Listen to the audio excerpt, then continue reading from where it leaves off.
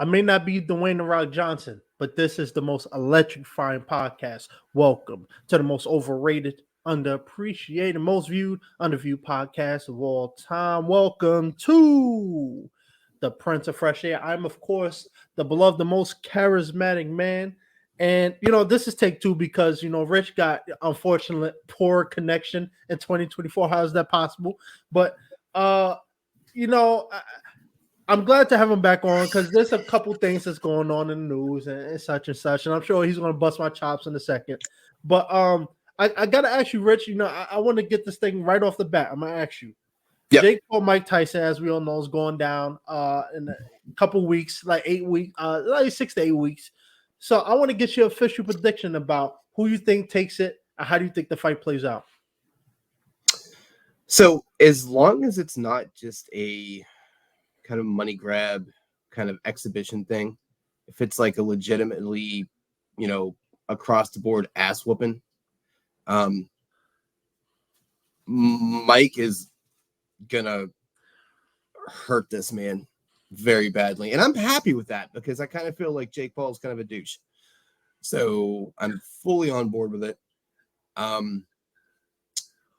feel like it's not gonna be that though. I think it's just gonna be a little bit of a, hey, let's everyone in this arena, we're all gonna eat. So, pull your punches a little bit, kind of thing. But I don't know.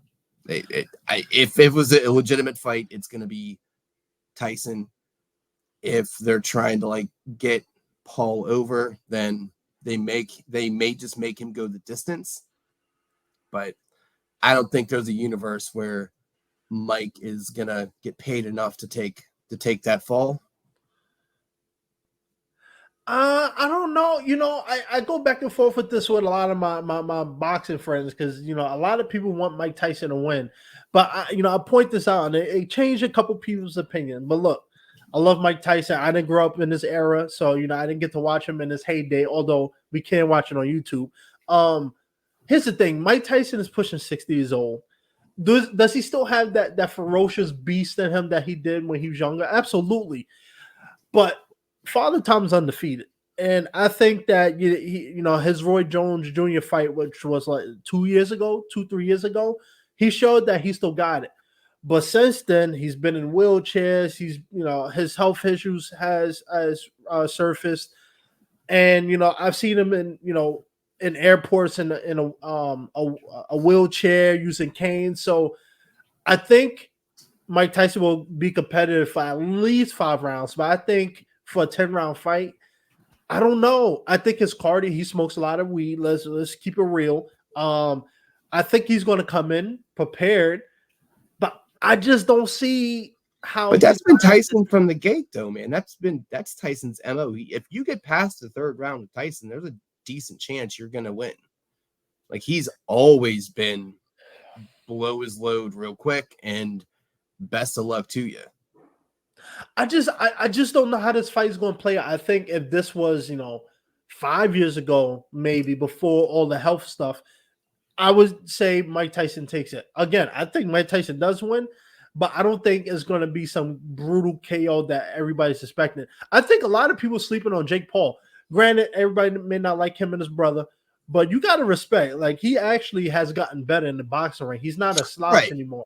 Is he going to win a world title next year? Probably not, but that's not what he's doing. Mike Tyson is not a championship fighter anymore. No, all respect to him. So it's going to be competitive. I think people count out Jake Paul because of the mystique and the praise that Mike Tyson has. But he's pushing 60. Father Time's undefeated, and I mean, you remember what happened during the Lennox fight, right? Everyone was like Tyson, Tyson, Tyson, and Lennox was like, "Hold my beer," and just gave him the business. But here's my question to you.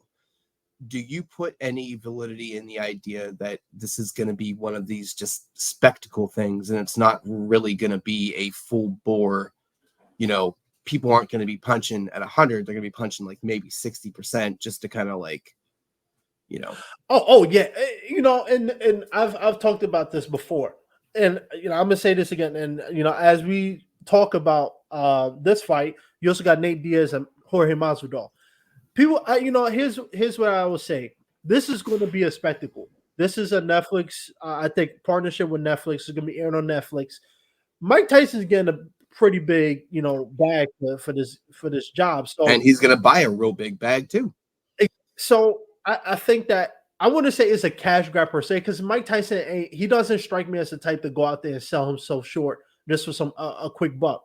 But also think he's not gonna go in there and try to take his head off either. I watched the press conference him and Jake Paul just did.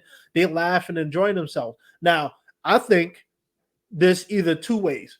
I think Jake Paul's gonna go in there and try to knock him out. Obviously, you knock out Mike Tyson. Granted, I know I'm ragging on him just a little bit, but if you knock out Mike Tyson or you dominate him, that looks good on your record. Yeah, nobody, people going to make excuses if he does win. Hey, Mike Tyson's aging, but that's not the excuse. But right now. Still, it's on your resume. It's like, you beat Mike Tyson. Yeah. You know what I'm saying? So, and I'm not saying that's the thing. Mike Tyson still has it. I just don't know if he's going to. I don't think he has it for 10 rounds anymore. I think a couple rounds. He never had it for 10 rounds. That's what I'm saying. Like, he's never had it for 10 rounds. I don't know. But so, yeah, that's my first choice. I think Mike Tyson's going to have some fun, show off his skills, do his thing. But I think Jake Paul's going to go in there and try to knock him out. Or I can see that Mike Tyson is actually going to go in there and try to knock him out. And Jake Paul's going to go and knock him out. So it just depends on how Mike goes into it, because the goal for Jake Paul when he got this fight isn't just to fight Mike Tyson. His goal is to knock him out and get his name on the record. And so it's a win-win for both guys, because not only does Jake Paul get to fight Mike Tyson, he makes a lot of money. It looks good on the resume. And Mike Tyson, he gets to fight an up-and-comer. He gets to be on one of the biggest stages right now, and he gets paid a lot of money. So, everyone eats. Everybody eats. Absolutely. But I would say, based on what you're saying there, what's interesting, I think how this really actually is going to play out is Tyson may go in there a little lackadaisical, just kind of like, all right, I'm going to enjoy the spectacle. And he's going to see Jake is like really swinging. And he's going to straight like Hulk up. He's going to look at him like, oh, no. I thought this was, we're actually, okay, one moment, please. And then Tyson's going to come out. So I don't really like boxing. Because it felt very much like dancing. At least nowadays. This I'm very intrigued to watch. I'm actually looking forward to seeing this because I've always liked Tyson, but kind of knowing the build up to it and seeing the build up, it's like this is like a storyline. This is like an actual spectacle. So. I don't know. Yeah, I don't know. I'm gonna watch it. Well, I'll be paying for it. We'll continue this conversation another day. But I think that it's going to be a good fight. I think both guys are going to go out there and put on a show. Obviously, I think what a lot of people are doing is counting out Jake Paul because of the opponents he fought, prior. And I think that he's a smart guy. Now, I used to get on him just a little bit about the route he was taking, but I can't blame him. He's a YouTuber who changed his life to do something else. He knows he's not going to be fighting boxing for another 15, 20 years. He's in it, to fight names, get money, and make the biggest possible fights. So Mike Tyson is the biggest possible fight. Could he go out there and fight? Yeah. Could he fight a top 5 boxer? He could. But there's no upside to him.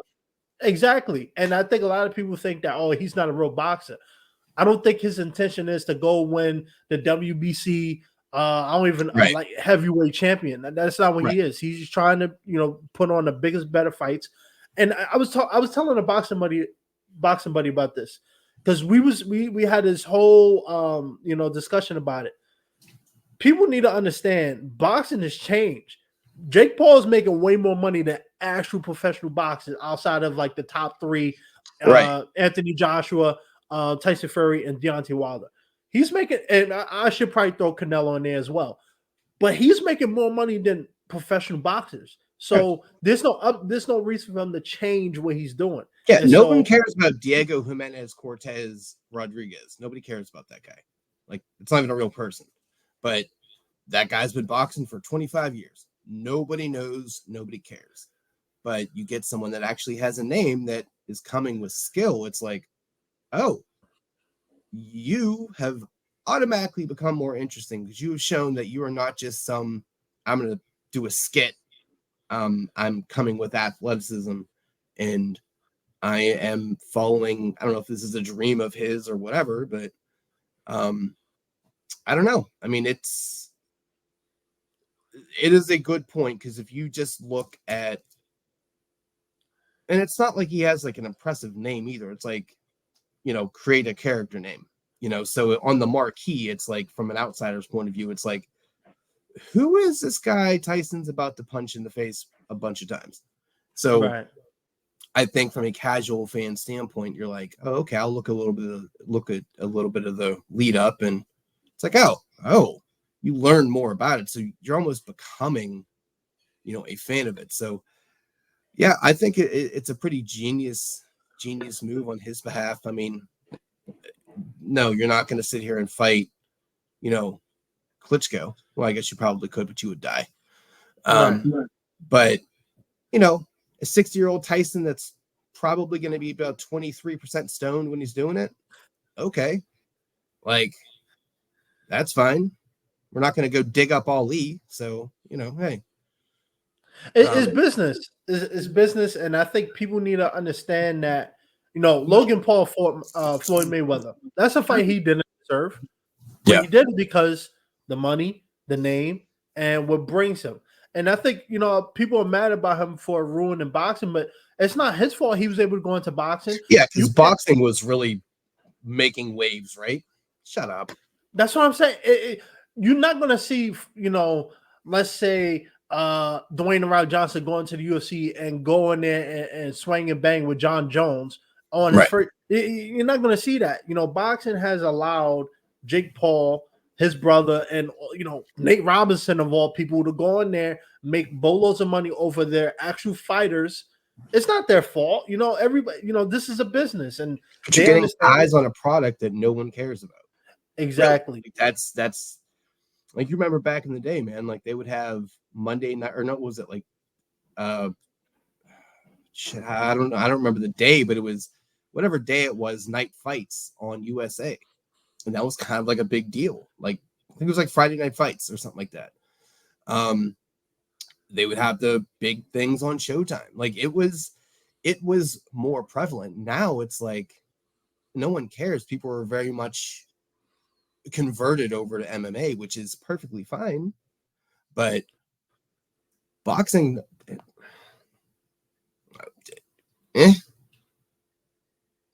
Yeah.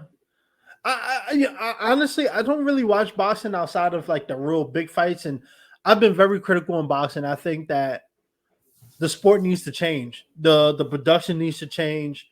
The way how they promote fighters need to change. It is god awful that besides Mike Tyson and Jake Paul, you don't know what other fights is on that card. Like that's absolutely insane. UFC, to their credit, a fight night on a UFC fight night on a Saturday that's not a pay-per-view, they will at least promote the fighters, everybody, even the main event. They'll promote everybody on the card because they want to get you invested to watch it. And so boxing, they do a piss poor job of I think they've hurt themselves fighters too much. I think they've already buried themselves too much. So now it's like, how do you recover? Do you just start from the beginning in the middle? Like that's like, oh, let's tell you the backstory of Diego Jimenez and, where he came from. And it's like, well, how do you, at this point now, you're just trying to tell a story for people that may or may not see it. How are you going to get them invested? So it's almost like they've buried themselves so far under that the only way to really get people more interested is to do these kind of crazy spectacle kind of things. And hopefully that draws enough money to sustain them for X number of months until they do something else kind of, hey, pay attention to us type of thing. Right. But MMA has killed it. Like, that's really what it is. Like, they, what's another thing that annoys me too, and a lot of people criticizing it too. The fight cards are brutal. Like the fact that a pay per view, let's say Jake Paul, Mike Tyson. Let's say the main event starts at 8 o'clock p.m. Eastern time. Jake Paul and Mike Tyson won't walk out to damn near 2 o'clock in Right. the morning. You know, Right.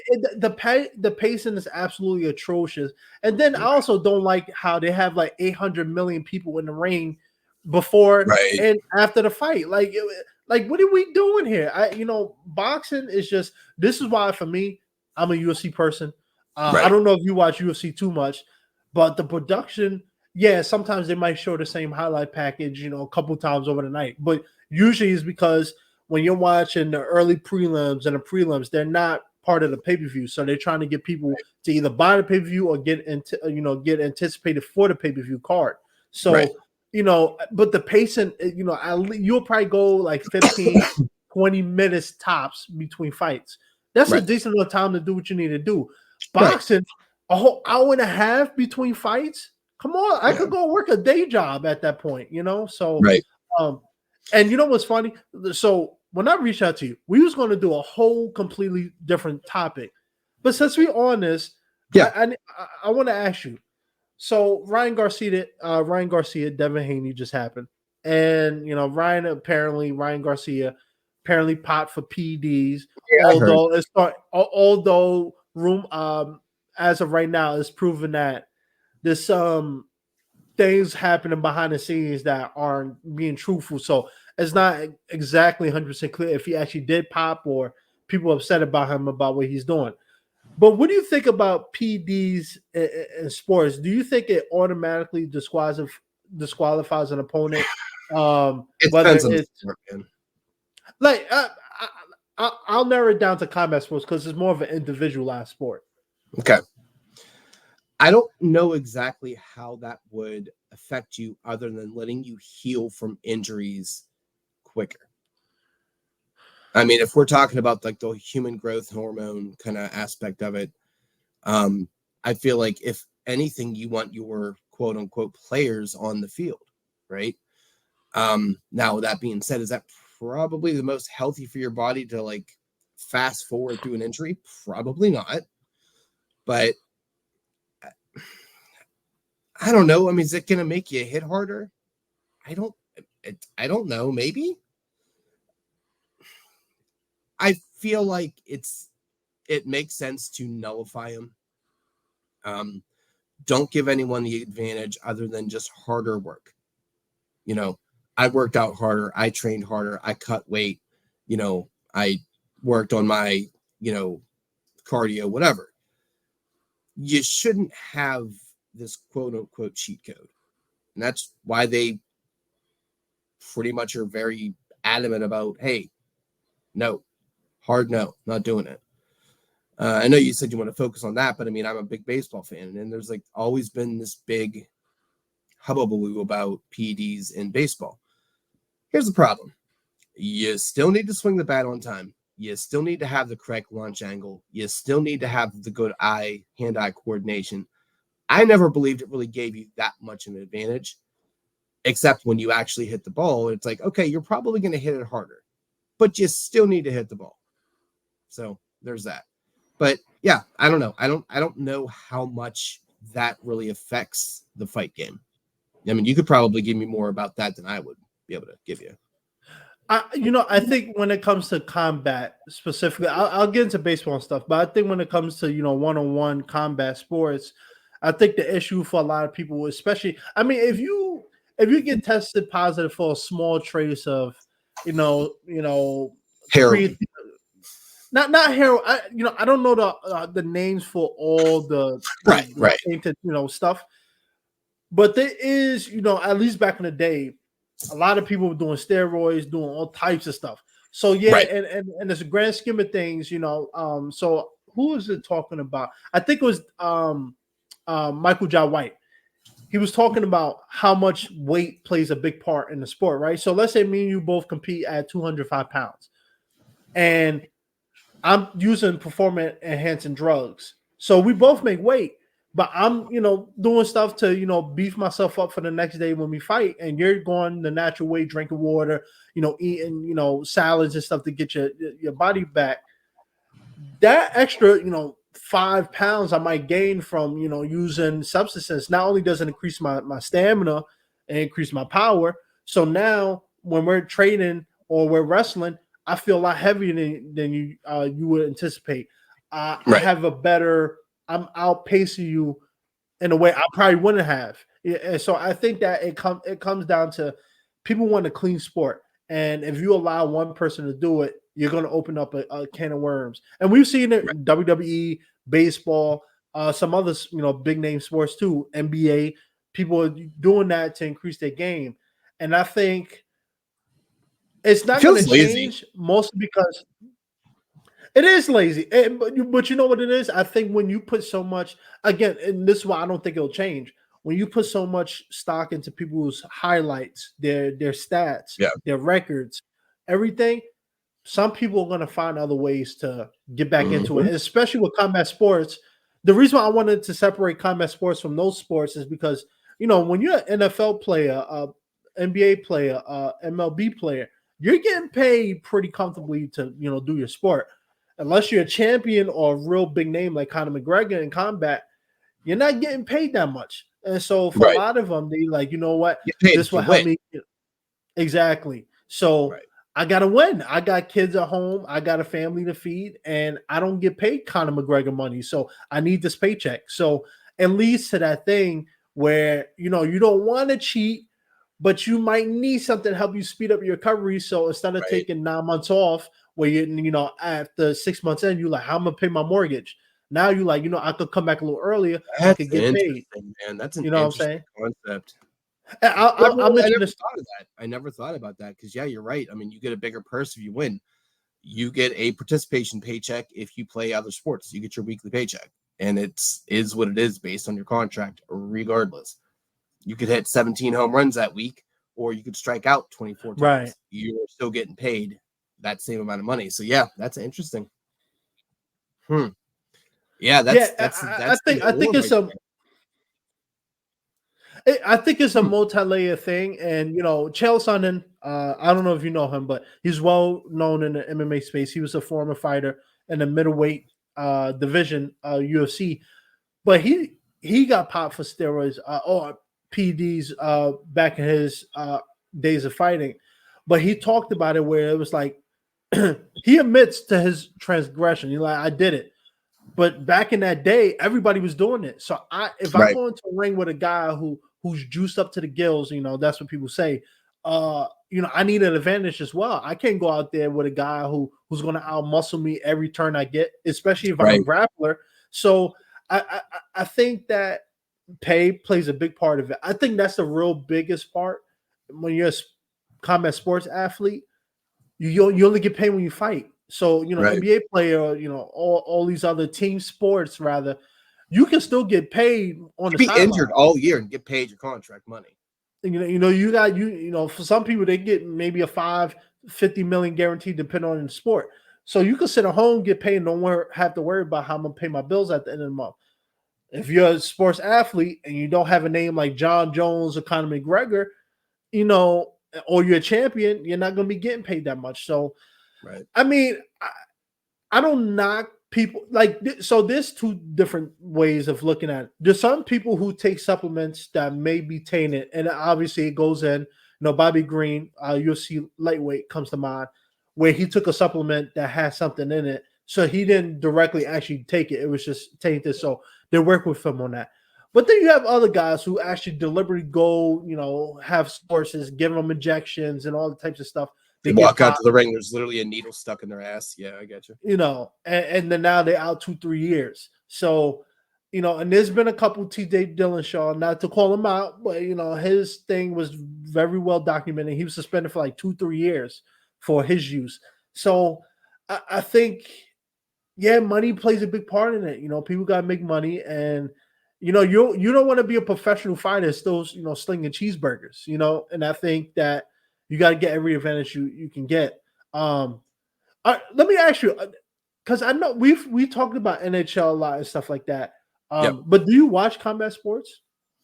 I used to, but I don't really do it anymore. It's like once I got out of it for whatever reason, it just became like I don't know the names anymore. So Okay, you know what? Let me do that. Let me ask you about NHL because I feel like this is actually a good point. So one of the guests I had on previously, MMA journalist James Lynch. So he's a big NHL guy. He hosts a podcast where he interviews NHL stars, athletes, I should say. Yeah, that's yeah. fun. So as a, It's he much does it better on than the your side. podcast. Oh, did yeah, yeah. Yeah, keep playing. I'm a cross check you. Yeah, Um, that's what happens. You get rid of me out of the intro. I'll put you back in. I'll put you back in $5,000 plus Mhm. interest. All right. Okay. I'm not interested. Well, I want my interest. So pay up, pal. I want my Mhm. money. I'll send Vito to your household. He'll give you everything you need. It's fine by me. As long as you sign the check. Fair. But I want to ask you about this because he was talking about he had an NHL player on it. He was talking about the fact that there are a lot of NHL journalists who are trying to change the sport. They write articles about hockey and how it needs to change. And as we all know, we live in a society that are trying to change how things are moving in a degree. So he was talking about how a lot of people aren't a fan of dropping the gloves. And I know we talked about this before, but a lot of Yeah. people are upset that hockey players get to drop the gloves, go at it for a minute or two, and get separated. Um, I'm an NHL guy. Shout out New York Islanders, Tampa Bay Lightning, and Washington Capitals. I'm a front runner. I don't care. But what do you think about dropping the gloves? Do you think that needs to get out of it? No, not at all. So, not for nothing here. Majority of these fights are pretty bad. Not like, oh my god, that was brutal. They're pretty like, oof, that was anticlimactic. You kind of grapple a little bit, someone trips. Yeah, you can always get hurt from that, but generally speaking, you kind of just topple over each other, and it's like, that was sloppy. Yay. Right. It is a way for the players to police the game. I said this the last time we talked about it. I'm not saying it is an absolute necessary evil in the game, but if you remove it, here's what's going to happen. You know who Jacob Trouba is, right?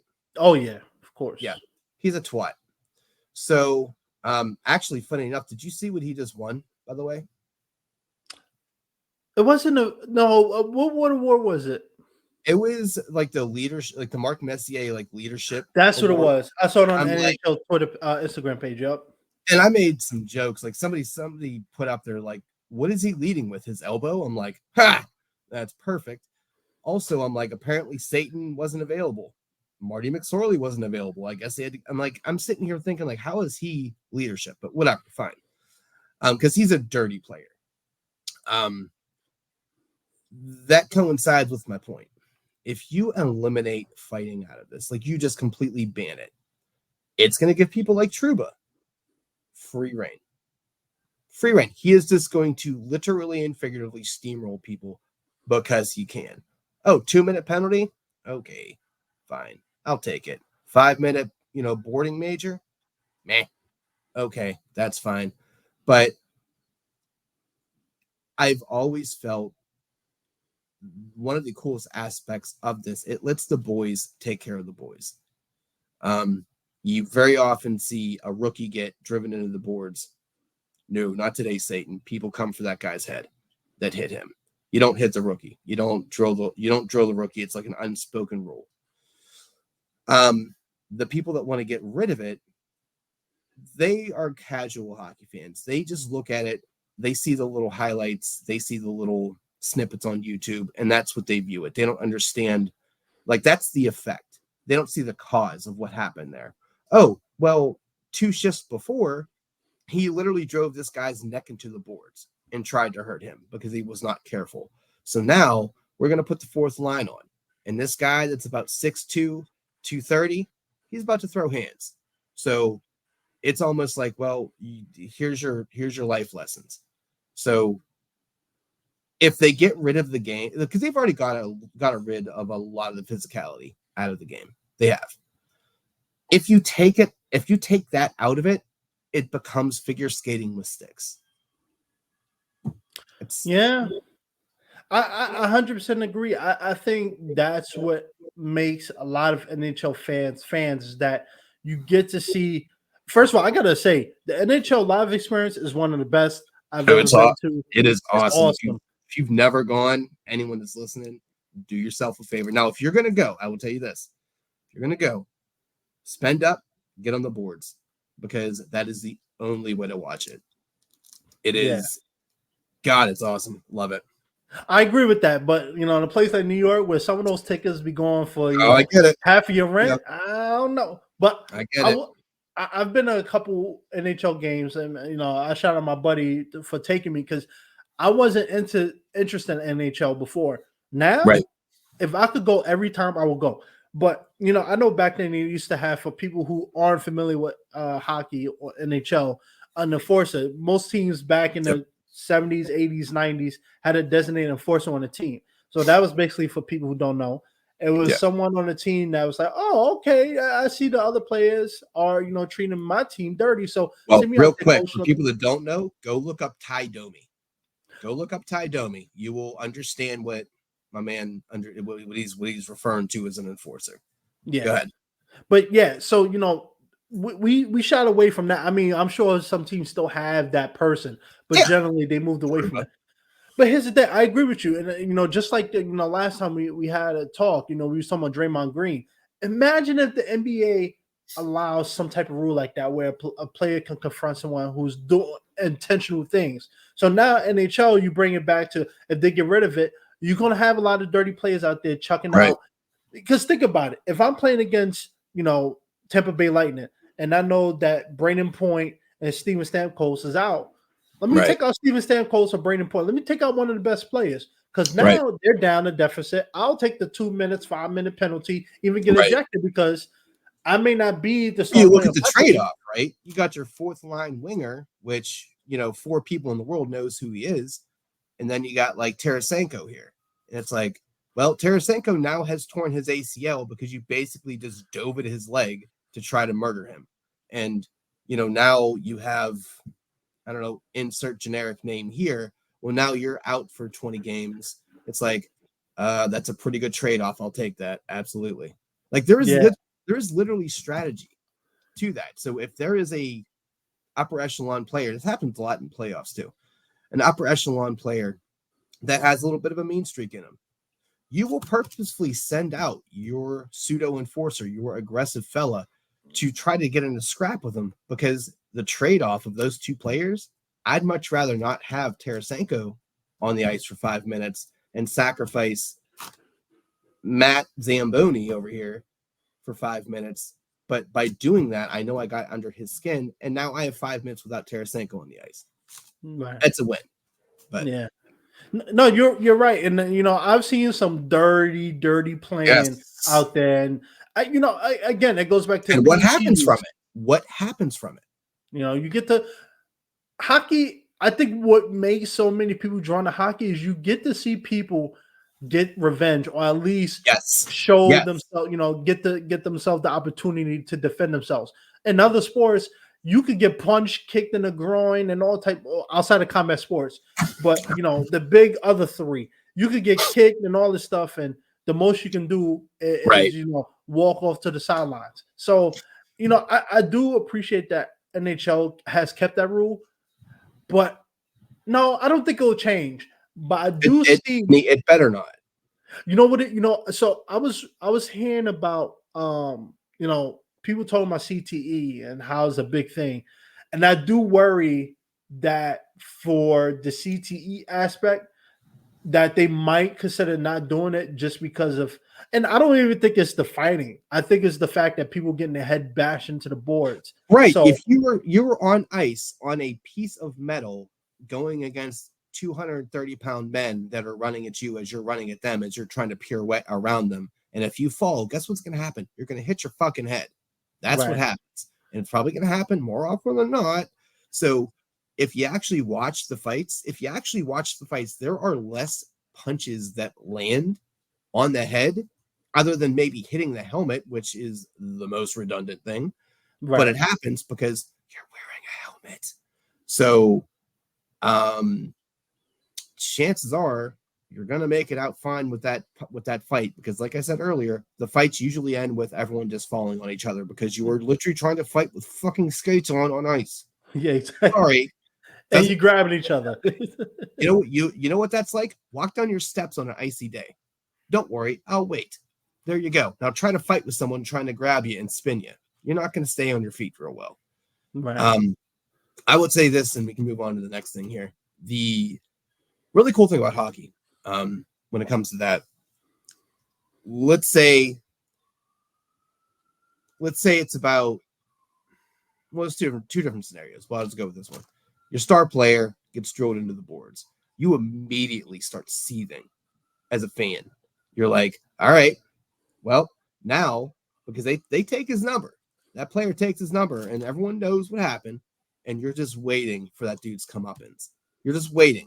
And it's like a fun, almost like a mini game inside the game, because you're just waiting for that open ice smoke show. And then it's like the redemption, like you said, the revenge. It's like that redemption arc. Right. So I don't know, man. I would be very, very sad if they got rid of it, because it's always been a part of the game. It's always been a part of the game. And I get it. Got to evolve with the times. I'm sorry, man. I don't think there's a lot. Like, there was Chris Simon that just died because, he did the whole suicide thing, probably because he had a bunch of head injuries. But he would fight damn near every game. And as a Caps fan, as you are, you probably remember Chris Simon. Straight goon. Absolute goon. He was a skilled goon, but he was a goon. You don't have the people that are fighting every night except Truba, because douche. Right. He is a last of a dying breed, but you don't really see that. It's an occasional thing at this point. Yeah. I definitely agree with you. I think back then, up until even the 2010 era, Yeah. we did see fights all the time, but I think a lot of players now realizing, hey, it's not worth the risk. I'm getting paid a lot of money to compete, and I would much rather win awards than go out there and fight some dude it makes who more on the sense same status. It makes more sense to lay a wicked open ice hit. You're going to Right. literally do more damage to that person. If that's your goal at that point, you're going to do more damage just laying them out mid ice. I don't know. Yeah. No, you're right. But at the same point, does Alex Ovechkin, Matt Barzell, Sidney Crosby, all these other Connor McDavid, they don't need to go out there and fight anymore. They're getting paid a lot of money to play the sport. So it's going to happen, but I think it's happening less and less. You got players on your team that realize, do that. hey, I get more. Exactly. Am I high for saying I think Jake Paul is going to knock out Mike Tyson? Look, here's the thing, man. At the end of the day, it takes one shot to the chin, one good, well-placed shot. Jake's going to be faster. He's going to have better cardio. I don't think he's going to be stronger, but it really depends on if it's actually a fight or if it's a play. Let me ask you real quick, just to round it out. Yeah. Do you think, I always talk about the progression of time in sports, things are going to evolve. Jake Paul, his brother, for the most part, have created a niche in boxing. Do you think boxing is going to start embracing that route and just start putting on the biggest money fights possible? Or they don't have a choice. You've already covered that, man. They don't have a choice. They are literally treading water, man. Nobody cares other than these big fight cards. Other than that, I mean, I'm making the joke of Diego Sanchez Cortez, but dude, if you're not I hate to say this, it sounds super I wouldn't say racist or anything, but it sounds super, putting it into a box. But a lot of these fighters are from Mexico. A lot of these fighters, so it's either baseball or boxing. That's their way to get out. That's their way to get some money. If they're athletic, perfect, great. But generally speaking, the general public does not care about Hector Cortez. They don't care. They don't care, and they're not going to care because boxing has not handled them correctly. They have not built a backstory. They have not told their story. They stopped doing that a long time ago. And because of that, they've now put themselves into a corner where all they can do is invest millions of dollars into these big cards with the hope that people will get their member berries and be like, oh yeah, Tyson, I remember that. I actually watched him on YouTube. And you're like, I'll buy it, man. I'll see what's going on. It's a fun little. I'm seeing the pre-fight stuff, the lead up, the trainings. Yeah, it looks interesting. It's great. They have no other choice, and it's kind of one of these deals where it's almost like a teacher, right? Think of a teacher's salary. They work 8 months of the year, and then they're not working 4. So you're just trying to build up as much money as you can in that time frame to sustain you for your not working months. That's what they're doing. They have backed themselves into a corner, but luckily for them, they figured it out. They're like, okay, people will still buy because of these big name things. And you see the production, it's like a goddamn it's like WWE show. Right. It's like a ceremony. It's like, golly, dude, we're just like throwing hands, but there's like a red carpet. I'm pretty sure there's an elephant with a fucking carpet on it. I don't know what's happening there. Like, it's just a crazy, grandiose thing, which is great, man. Pomp and circumstance, get that hype. But before, back in the day, all you needed was my dude Michael Buffer, and you needed a name on that card. You didn't need names. You had a name, and it's like, doesn't matter. We're buying it all. Let's go.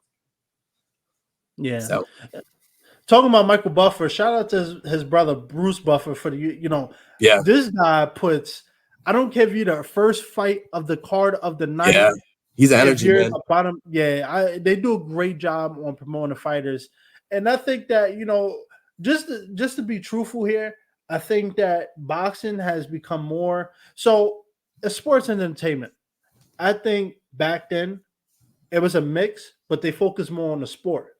Right now, they're focusing more on the entertainment, and you see champions, you see athletes. You see, at least decently well-known boxers calling out Jake Paul, Logan Paul, some of the bigger influencer fighters because they realize, hey, I could make a lot of money doing this. So, and it's been going on record from, a couple UFC fighters who fought Jake Paul and, and Logan Paul, how much money they made, significantly more money than they did in their career in, boxing or UFC. So, at the end of the day, people may not like Jake Paul, but you got to blame boxing for this. The fact that, again, they got to promote their fighters more. A professional boxer should not be calling out Jake Paul just to get some name recognition. Right. You had to reach out to a YouTube content creator.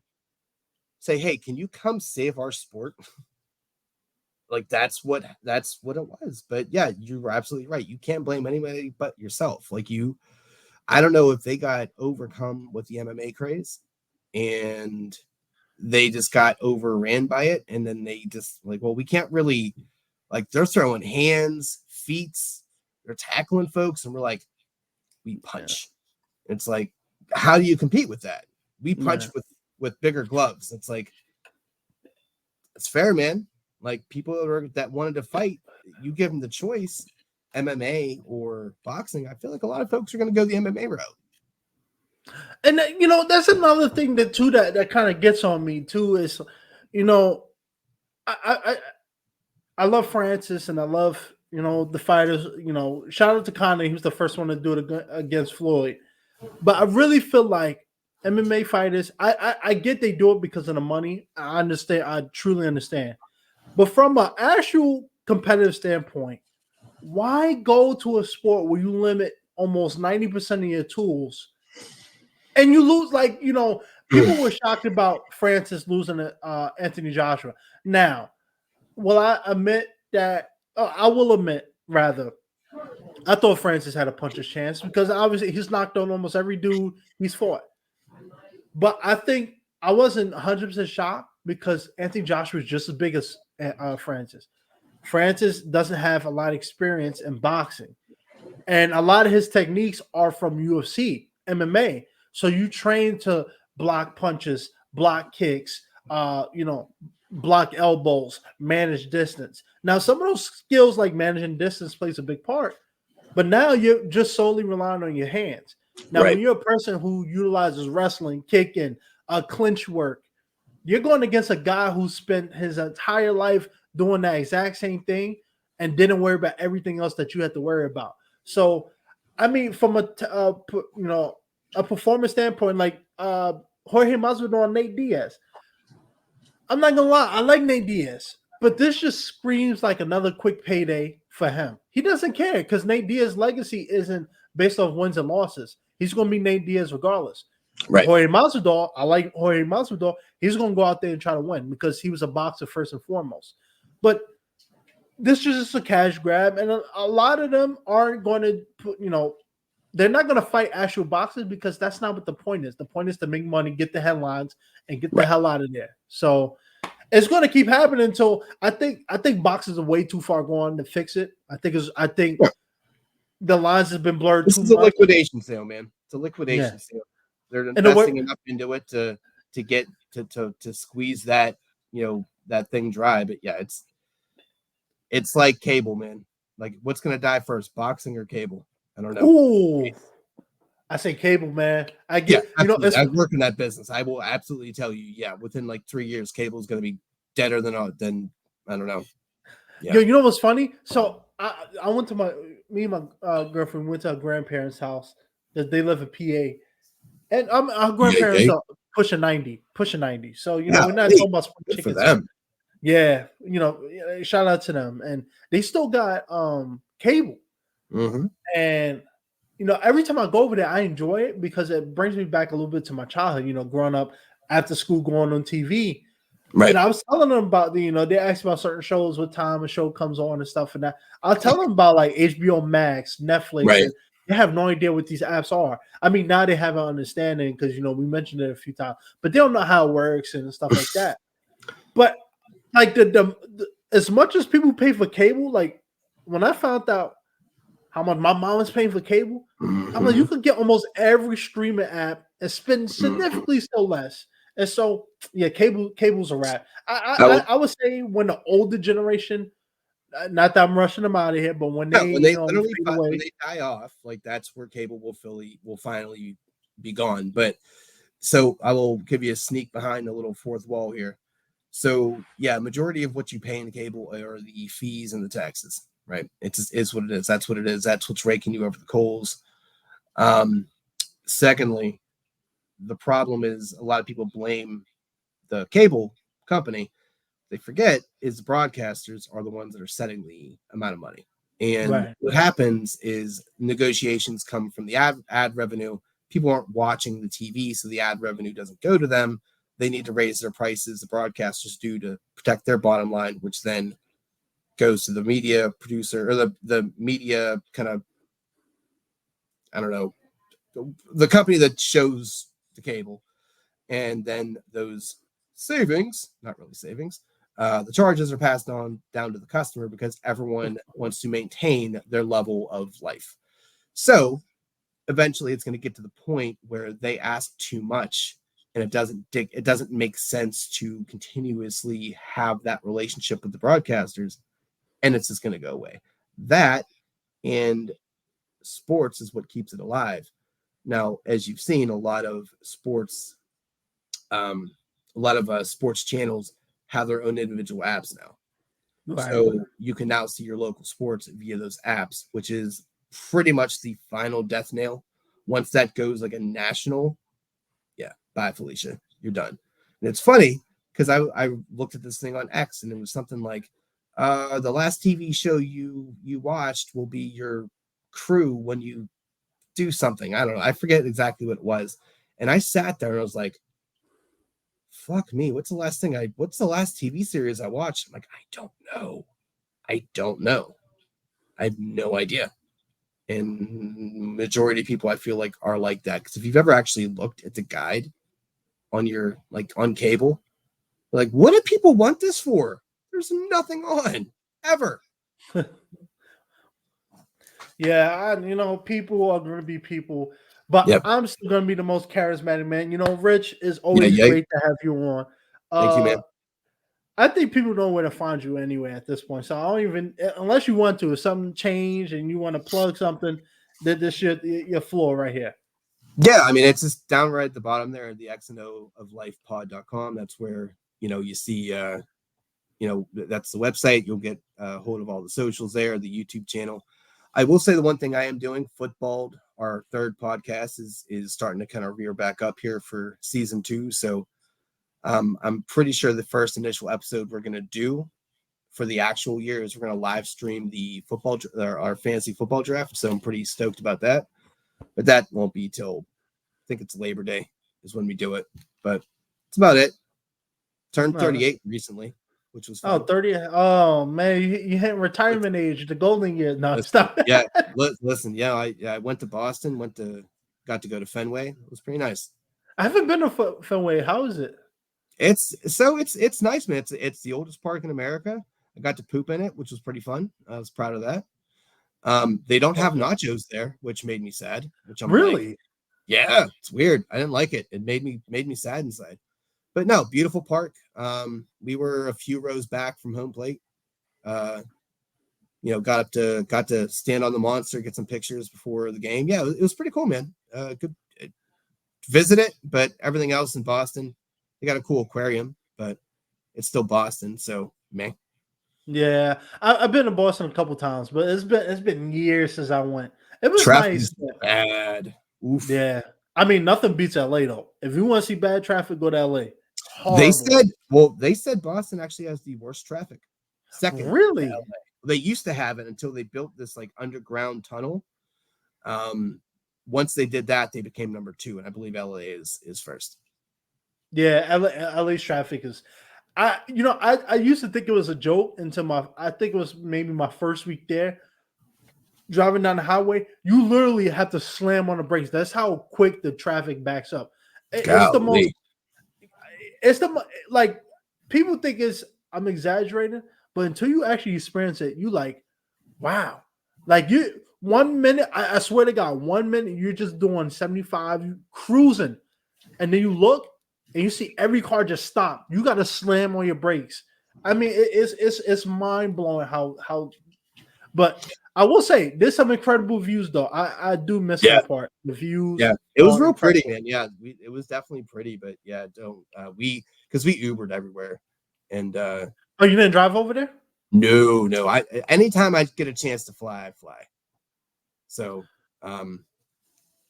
I just unfortunately it was like a layover flight. Both of them were. We had to go from Pittsburgh to Philly, then Philly to Boston. Then on the way back, it was Boston to LaGuardia, then LaGuardia to Pittsburgh. But yeah, definitely didn't want to drive because we just didn't want to play that game. But also, very happy we didn't because God bless America. Just if you go anywhere during rush hour, fuck you and everything you stand for. You're not getting anywhere for about 2 hours, and that's legitimately what happened. It was awful. Yeah. At this point, what I do, if I'm in an area that has like New York, we have City Bike. I just take the bike now, unless it's like really pouring down, raining, or my girlfriend's with me. I take the bike everywhere because, well, we got congestion prices starting soon. That might be a topic we'll touch on at some point. But we have congestion prices starting in June 30th. So I don't know how that's going to change. It won't change immediately. But, paying $15 every day to enter Manhattan, it might ease up the traffic. So I'm curious on what's going to happen. But New York sorry, fucking what? Yeah. There's a cover charge to go to a city? Yep. So starting June 3rd. So the reason why they wanted to do it. No. Don't even get into it. Here's what we're going to do. What are you doing next Wednesday? Next Thursday. I could do next Thursday. All right, let's do it. We're gonna cover that and the other thing because I feel like we have a lot more to talk about, and I don't want to blow our load here because we're already at $120. Yeah, I don't want anyone to miss it. I don't want anyone to miss anything we're gonna be doing here. But wow, God, yeah. All right, I don't even want to talk about. I don't want to talk about it off camera because I don't want to give you any. Yeah. To be continued. You pissed me off fully today. I just want you to know this. This is what I do, man. Obviously. That's why my mom gave me up for adoption. That happens. Golly. You should have went down the drain, but it's fine. I could have, but I didn't. I'm here. Well, sincerely, man, I appreciate you, man. Thanks for letting me come on. I always enjoy talking, and we're gonna do this again next Thursday. So That's right. X's and O's of life. The most charismatic man. You'll Yeah. see us. Check us out. Go support Rich and what he's doing. Always check out the podcast. And like I always say, a helping hand is a better hand. We're out.